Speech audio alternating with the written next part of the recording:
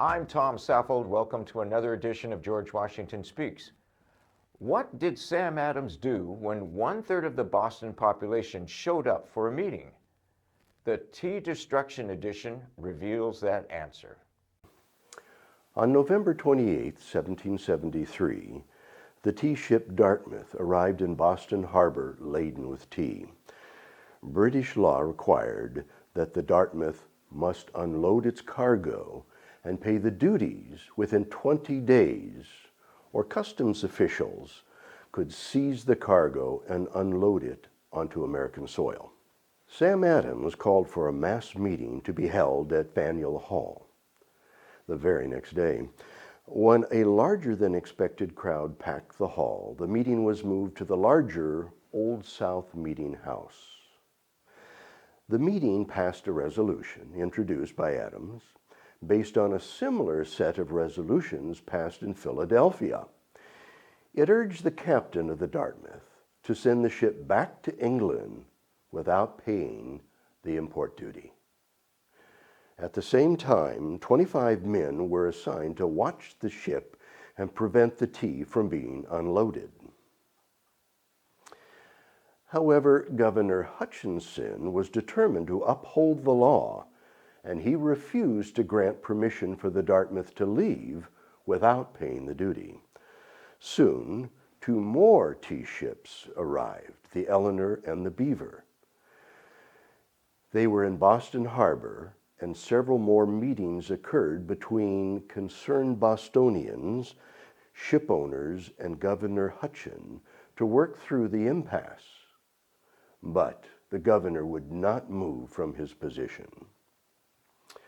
On December 16, 1773, which was the last day of the Dartmouth's deadline to pay the duty, 5,000 to as much as 7,000 people, or roughly a third of the population of Boston, gathered in and around the Old South Meeting Hall. After receiving a report that Governor Hutchinson had once again refused to let the ships leave without paying the duty, Adams announced that this meeting can do nothing further to save the country. Now, according to a popular story, Adams's statement was a pre-arranged signal for the Tea Party to begin. However, according to eyewitness accounts, people did not leave the meeting until 10 or 15 minutes after Adams' alleged signal. And Adams, in fact, tried to stop people from leaving because the meeting was not yet over. While Adams tried to reassert control of the meeting, many people poured out of the Old South Meeting House and were prepared to take action. That evening, a group of about 60 men donned blankets and Mohawk costumes. They blackened their faces and marched to Griffin's Wharf.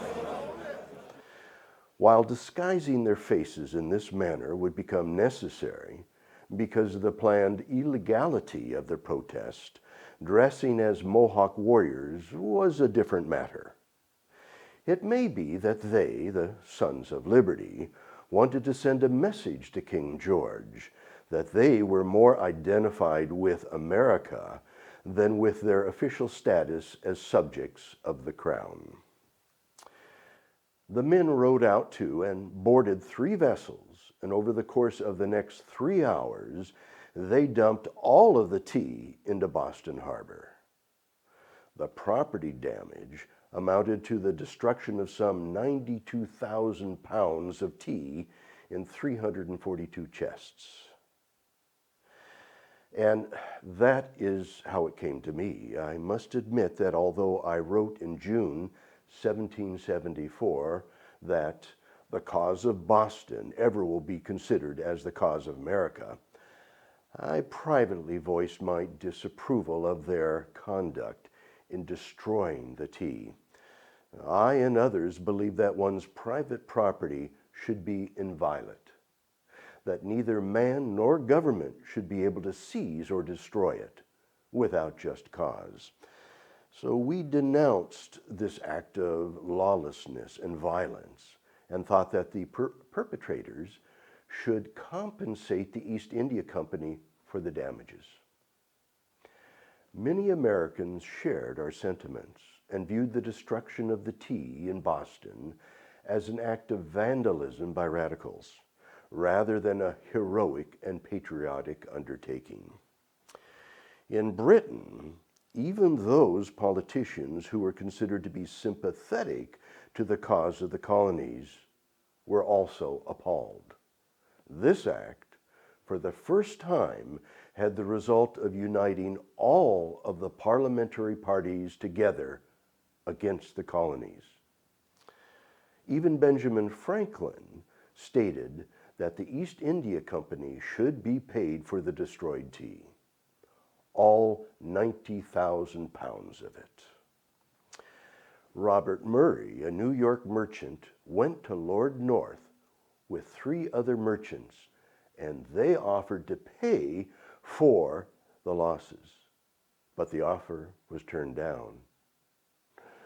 The ministry had a better idea of how to make Boston pay. Whether or not Sam Adams helped to plan the destruction of the tea is disputed, but he immediately worked to publicize and to defend it. He argued that the Tea Party was not an act of a lawless mob, but was instead a principled protest and the only remaining option the people had to defend their constitutional rights. And yet there were those who supported this gesture.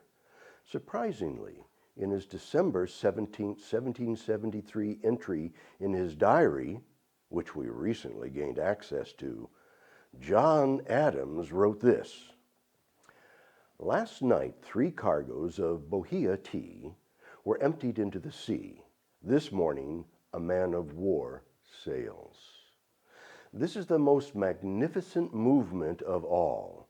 There is a dignity, a majesty, a sublimity in this last effort of the patriots that I greatly admire. The people should never rise without doing something to be remembered, something notable and striking. This destruction of the tea is so bold, so daring, so firm, intrepid, and inflexible, and it must have so important consequences and so lasting that I can't but consider it as an epocha in history. I am sure if John knew that we knew his innermost thoughts about the destruction of the tea, he would be embarrassed and he might even blush. Who of us want others to know what we are really thinking? Quite frankly, the only time I ever saw John red-faced was when he was shouting at others during a heated discussion. However, John and many other Americans after the destruction of the tea at Boston considered tea drinking to be unpatriotic. In fact, tea drinking declined during and after the Revolution and resulted in a shift to another beverage, another preferred hot drink, coffee, in the colonies. Was the destruction of tea an act of justified civil disobedience, or was it a lawless attack on private property? Even George Washington had conflicting feelings about it. He had long hoped for a diplomatic solution to the conflict with Britain, but as 1774 dawned, he concluded that Britain would never permit the freedoms that the colonists demanded. As independence from Britain seemed the best solution, George Washington committed himself to that goal as fully as any man in America. Thanks for watching this series of videos about the events leading up to the American Revolution. I hope you will take time to view more videos about the process of taking America from colonies to country.